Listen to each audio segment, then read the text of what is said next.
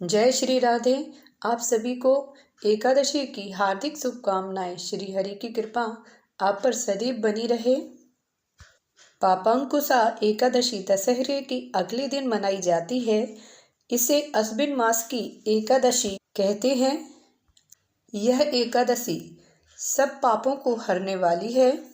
दसवीं तिथि के 7 बजे से एकादशी तिथि आरंभ हो गई है, लेकिन उदया तिथि में इसका व्रत 3 अक्टूबर को किया जा रहा है। आज 3 अक्टूबर शुक्रवार का दिन है।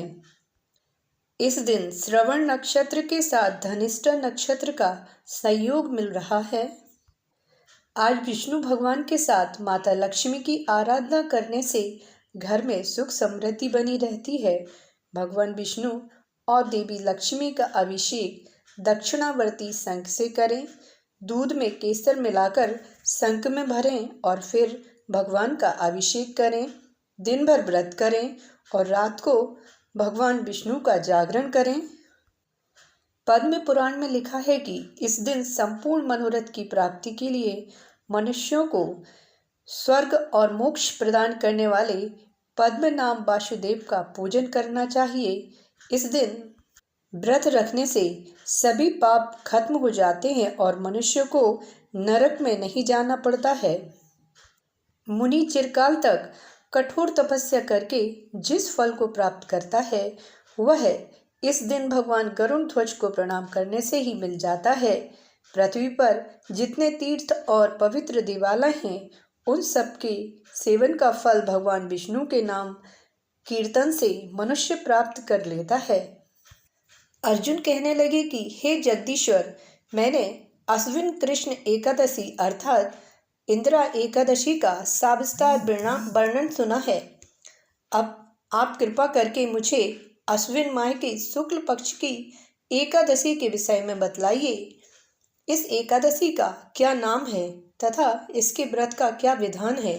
इसका व्रत करने से किस फल की प्राप्ति होती है? कृपया यह सब विधान पूर्वक कहिए। भगवान श्री कृष्ण ने कहा, हे कुंती नंदन, अश्विन माह के शुक्ल पक्ष की एकादशी का नाम पापांकुशा एकादशी है। इसका व्रत करने से सभी पाप नष्ट हो जाते हैं तथा व्रत करने वाला अक्षय पुण्य का भागी होता है। अश्विन शुक्ल एकादशी के दिन इच्छित फल की प्राप्ति के लिए भगवान विष्णु का पूजन करना चाहिए। इस पूजन के द्वारा मनुष्य को स्वर्गलोक की प्राप्ति होती है। हे अर्जुन, जो मनुष्य कठिन तपस्याओं के द्वारा फल की प्राप्ति करते हैं वह फल इस एकादशी के दिन क्षीर सागर में शेषनाग पर शयन करने वाले भगवान विष्णु को नमस्कार कर देने से मिल जाता है और मनुष्य को यम के दुख नहीं भोगने पड़ते। मनुष्य को पापों से बचने का दृढ़ संकल्प करना चाहिए। भगवान विष्णु का ध्यान स्मरण किसी भी रूप में सुखदायक और पाप नाशक है, परंतु पापांकुशा एकादशी के दिन प्रभु का स्मरण कीर्तन सभी कलेशों व पापों का शमन कर देता है। आइए श्रवण करते हैं पापांकुशा एकादशी व्रत कथा। प्राचीन समय में विंध्य पर्वत पर क्रोधन नामक एक बहेलिया रहता था। वह बड़ा क्रूर था। उसका सारा जीवन हिंसा, लूटपाट, मद्यपान और गलत संगति पाप कर्मों में बीता। जब उसका अंतिम समय आया तब यमराज के दूत बहेलिये को लेने आए और यमदूत ने बहेलिये से कहा कि कल तुम्हारे जीवन का अंतिम दिन है, हम तुम्हें कल लेने आएंगे।